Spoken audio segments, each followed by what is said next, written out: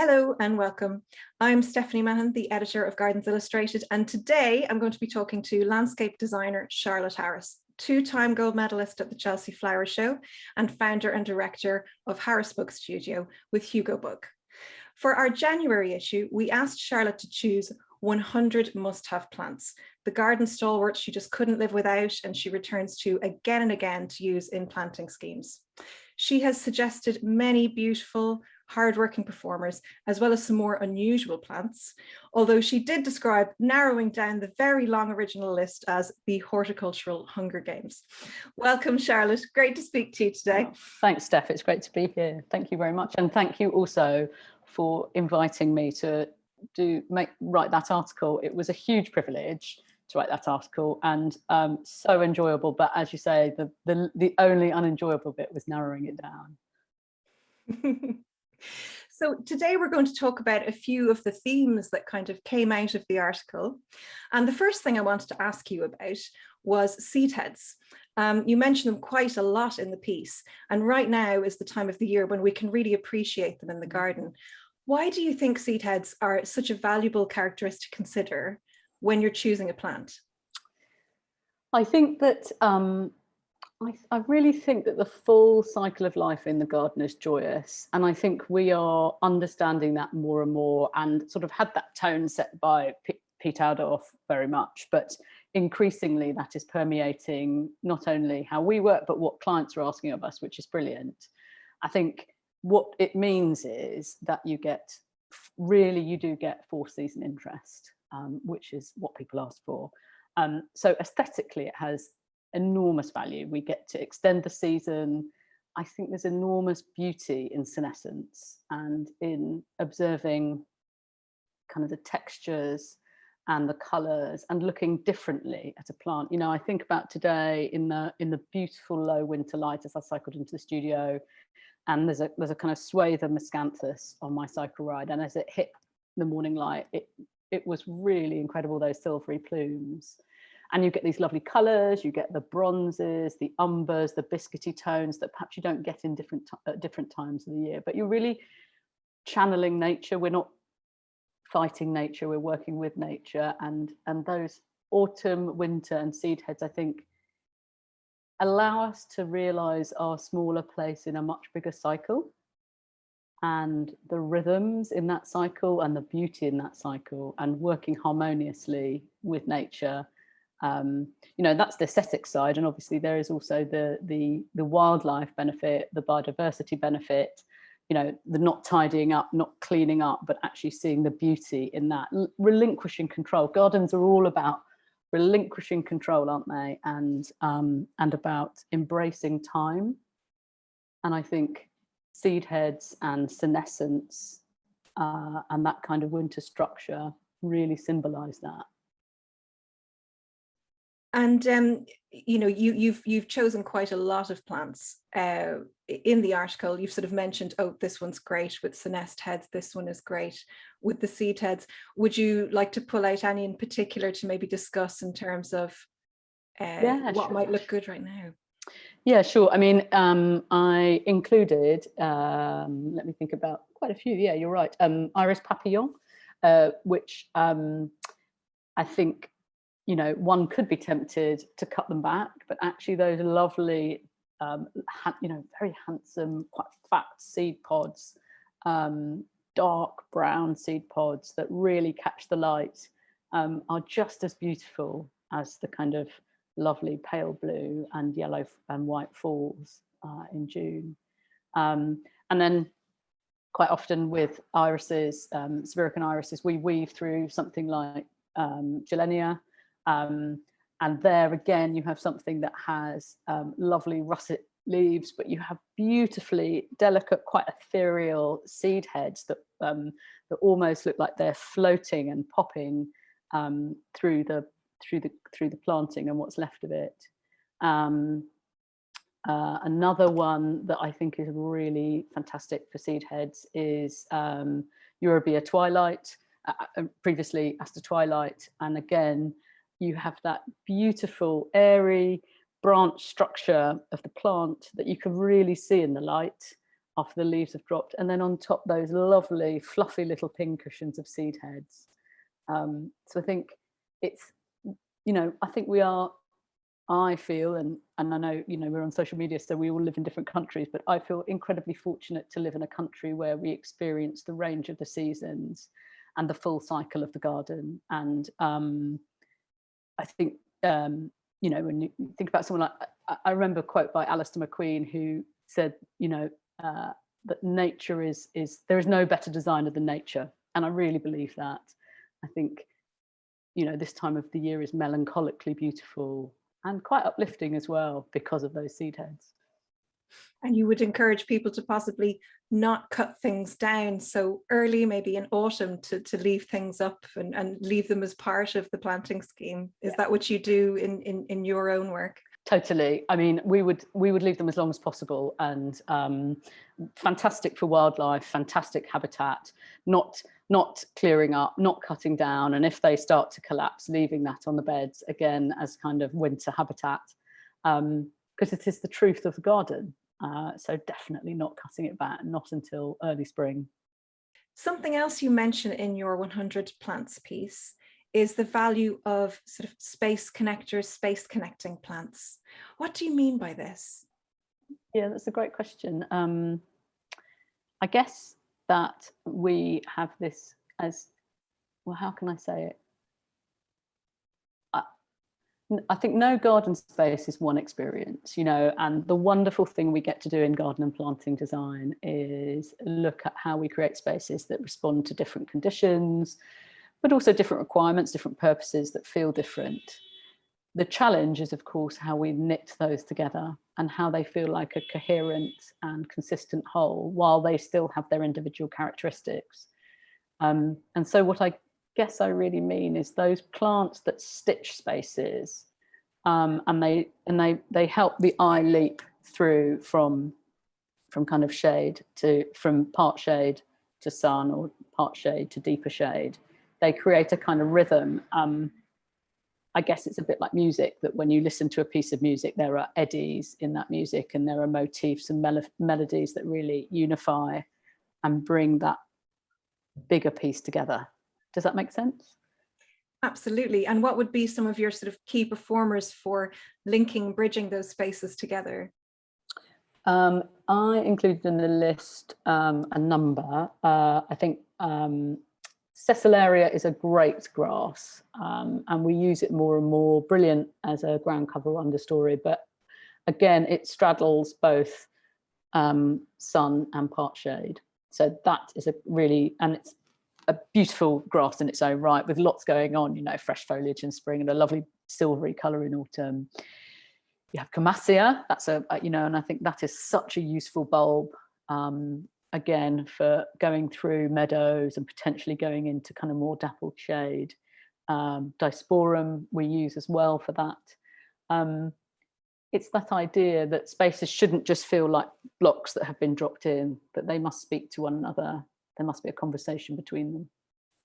Well, something else I'd love to talk to you about is quite contentious, yellow plants. Lots of people don't like yellow in the garden, or they say they don't.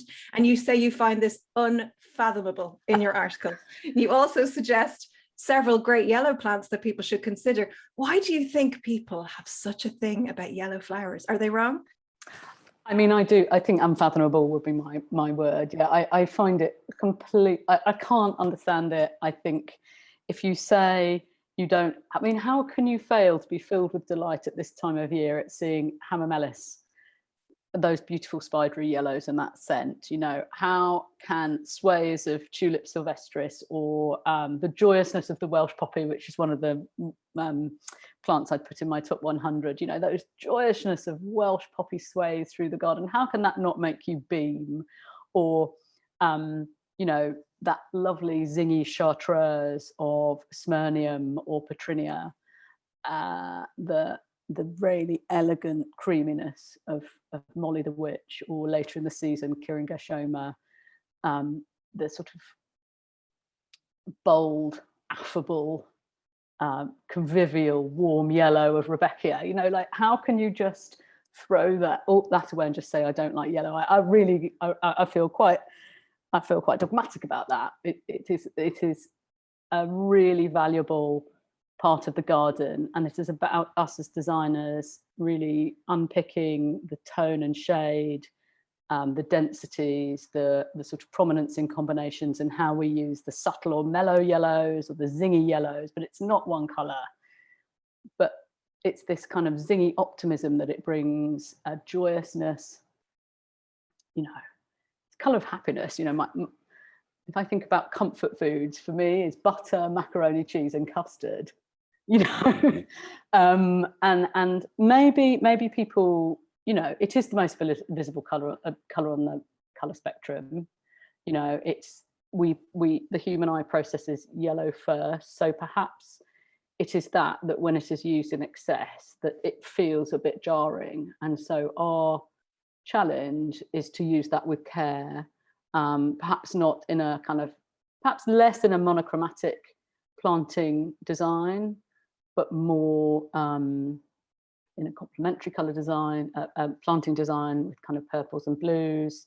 Just thinking about the Irish papillon I mentioned earlier, you have that lovely, elegant pale blue, and then just kind of the touch of white and the touch of yellow, and that is what makes it so beautiful because of that contrast. But also using it as a more kind of harmonious, analogous colour combination, so with the colours that are next to it on the colour spectrum, so the greens and the yellows, and something that feels calm and like a woodland planting mix. So that's where something like Kirin is so brilliant, combining it with some of the mid and darker greens like Hacknacloa and hostas. It's definitely, yellow is, I mean, I am biased. It is one of my favourite colours, and actually, truthfully, it's also one of Hugo. I think it's Hugo's favourite colour, and maybe it's that brought us together. You know, my kitchen is yellow, my front door is yellow. I grew up with a yellow bedroom, so yeah, maybe I just had it drummed into me from a young age. Fantastic. You mentioned woodland situations, woodland plants there. The Chelsea lineup has recently been announced for 2022, and there's a very strong wild and sort of natural feel to a lot of the gardens that have been announced. There's a real sort of influence from the woodland planting style. In the last few years, we've seen that become very popular at the shows. And tree planting's obviously also quite a hot topic at the moment with the Queen's Green Canopy campaign, and climate change is never far from our minds. You've suggested 10 trees in your January article about your top 100 plants. I'm just wondering if you are taking climate change very seriously when it comes to your planting schemes, and when it comes to introducing trees. Is this something that you're considering? You know, you mention the Gleditsia tree, the honey locust, as a good option for extreme weather fluctuations in your piece. I'm just wondering how it's influencing your work at the moment. Yeah, I think we have a fundamental responsibility as landscape professionals and horticultural professionals, and as individuals. Actually, we can all do our bit, and I'm not sure that even Elon Musk could invent something more cost-effective and brilliant to fight climate change, clean the air, prevent soil erosion, prevent rainwater runoff, support wildlife, create better communities, support mental and physical well-being than a tree. And so it is the cornerstone of all of our planting. Without trees are the cornerstone of all of our planting, and we will, you know, obviously we have to take into account scale and space, and you know, all of the kind of basic horticultural requirements. But where we can, we will always introduce trees, and something like Gleditsia, which is a really kind of undemanding but very elegant, graceful tree with this lovely dappled light and, you know, very nectar rich or high nectar value flowers. You know, it is very well suited to climate change, and I think we have to take greater responsibility in this. And what is brilliant about trees is they can be introduced, I would say, almost everywhere to some degree.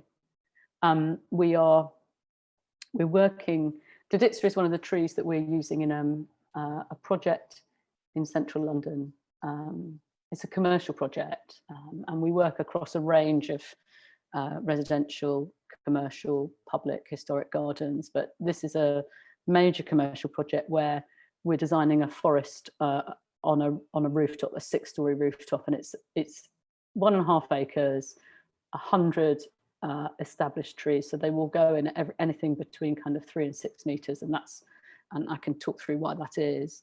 But on top of the former Blackfriars Crown Court, which is going to be called Roots in the Sky, and it's a kind of next generation workspace which has been imagined by our clients, Fabrics London. But there we wanted to take the idea of how the footprint of the building allows no street planting, and we wanted to look at how we might introduce tree planting to that. And so we proposed to Fabrics that we wanted to plant. London is an urban forest. It meets the requirements for being a forest, which is 23%, 21%. United Nations definition of forest is 21% canopy cover, and I think we're on 23% in London. And we wanted to take that up. We wanted to kind of channel that, and so we went back to the client, Fabrics, and said, "Hey, what do you think about us planting 100 trees on the roof?" And that's a 30% canopy cover, and they really went for it, which is incredible vision. But I think it goes back to that point about we all need to take a bit more responsibility in tree planting and do what we can. It's not without its challenges, and they will go in 1.5 meter deep tree pits on the roof, which requires significant structural engineering. We're having rainwater capture tanks that will be then wicked up to irrigate them. It requires quite a lot of technical development. We've been working with a number of arboriculturalists on kind of refining our tree palette. But it is a kind of example of how trees, we must do more to plant trees. That's what we hope anyway. Amazing. An urban forest on a rooftop. I can't wait to see how that turns out. When do you expect the project to be completed? We are going into technical design later this year. So obviously there's been an extensive sort of planning process, but we've had amazing feedback from people like the GLA who called it an exemplary scheme. And but there has been an enormous amount of coordination because it's part of a much bigger regeneration project. So we're about to go into technical design for it, with some demolitions happening later this year. So it will be happening over the next 2 or 3 years.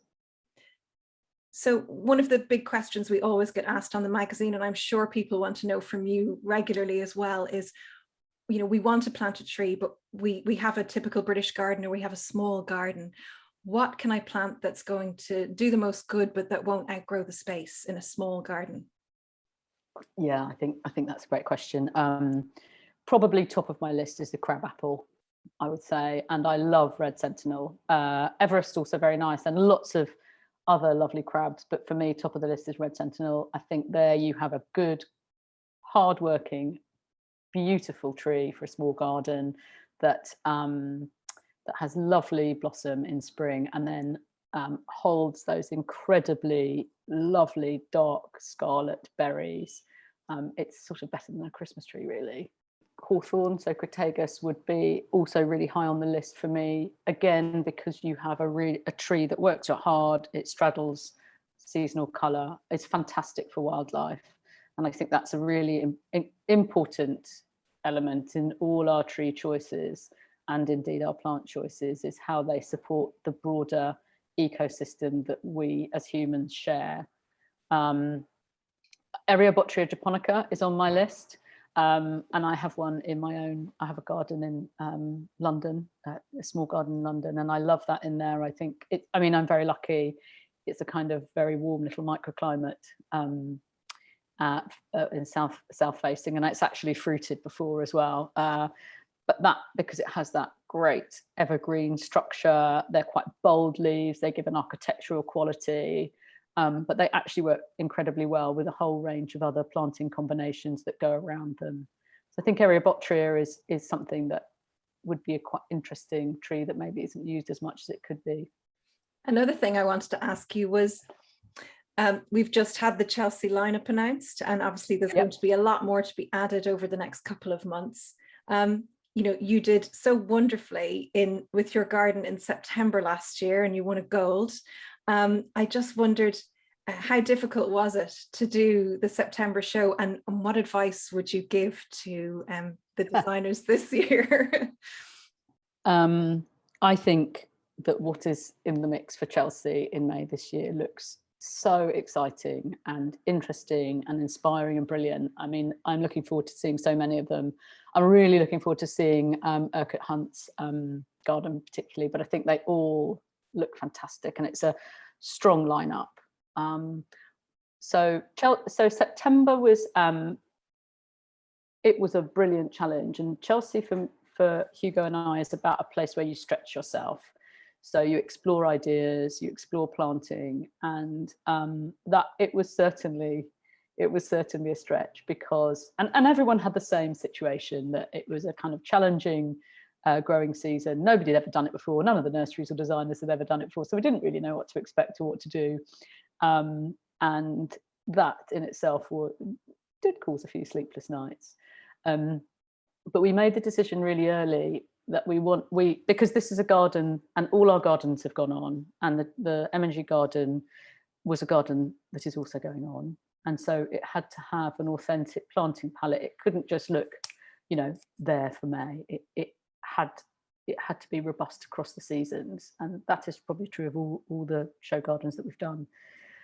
So we made the decision pretty early on that 80% of it we'd stick to, because we had planned for it to go on. I mean, it was quite a test as to whether we'd planned well enough. And then obviously we injected a few kind of seasonal extras and highlights. Some of the grasses, it was lovely to be able to experiment with those and use those at Chelsea when I can't imagine there'll be another autumn show. So that felt like a brilliant opportunity.